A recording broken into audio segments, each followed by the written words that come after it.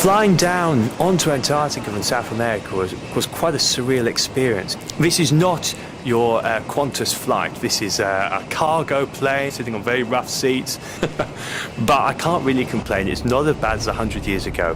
If I was there, I'd be on a boat, tilting at 40, 50 degrees for several weeks, trying to get through one of the roughest seas in the world. I'm writing a book on the scientific work done in Antarctica in 1912. Looking at the 5 expeditions that went down there, 4 of them making a tilt for the South Geographic Pole, but all of them making scientific observations, much of which we're still learning from today. These men wrote history on the blank white page of Antarctica.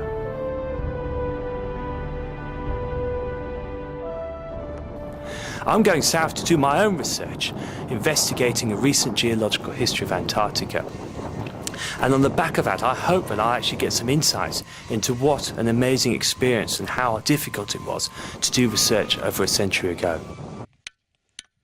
I'm working with Dr. Chris Fogwell to collect geological samples to get a handle on what the ice sheet has done over the last 20,000 years or so.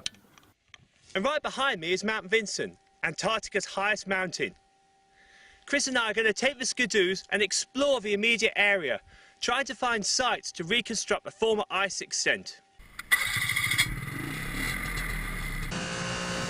What we're hoping is that by getting out there, we're going to be able to collect samples and map a part of Antarctica that's not very well known, and actually feed some of those results into the book itself. We're connected up by ropes in case one of us falls down a crevasse. Because I must confess, I did actually think back to Mawson's expedition. Mawson went out with 2 other guys, including a chap called Ninnis, and 300 miles out from their base, Ninnis disappeared down a crevasse.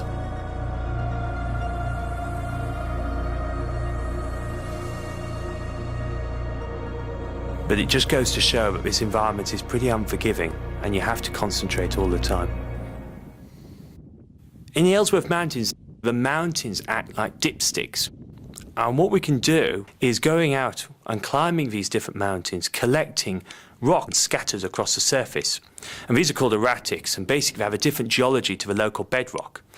And over time, as they're sitting on the surface, they're actually changing their chemistry. And the longer they sit on the surface, the more that chemistry changes. And those rocks must have been brought there by the ice sheet when it was larger. So you walk along, you collect these rocks, and you make a note of what height they're at.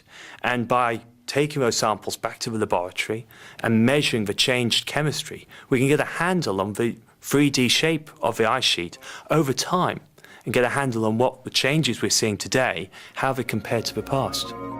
It's very complex how the ice sheet is responding. Some parts are growing, some parts are rapidly retreating. And there's strong links between Antarctic climate and the rest of the world, particularly the southern hemisphere.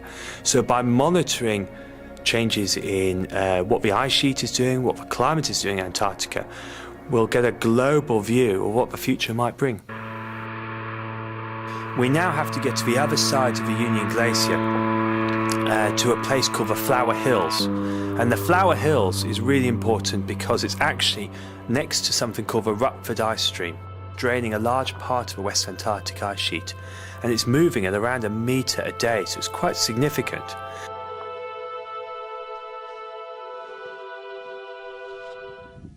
One of the advantages of going to the Flower Hills is we can collect these erratics, to actually get a handle on what the ice sheet was doing in this part of Antarctica.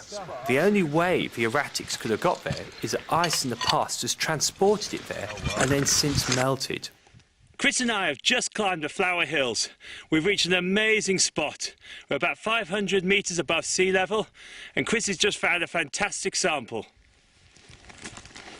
So we've got a big quartzite erratic sat up on top of the tillite here, and you can see it's obviously far bigger than anything else on the slope, but it's also got really nicely bashed edges from being under the ice. And basically to get this erratic here, the Rutherford Ice Stream would have to buttress any ice from the Ellsworth Mountains to about this altitude, which would mean about 350 metres of potential thickening of the Rutherford Ice Stream.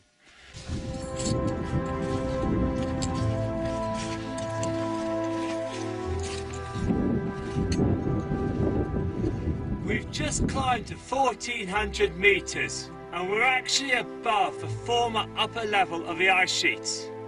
There's no rocks here for their own exotic geology. The surface is just really deeply weathered over time. It's a great example of being able to reconstruct where the ice formerly got to, and of course the view is absolutely spectacular.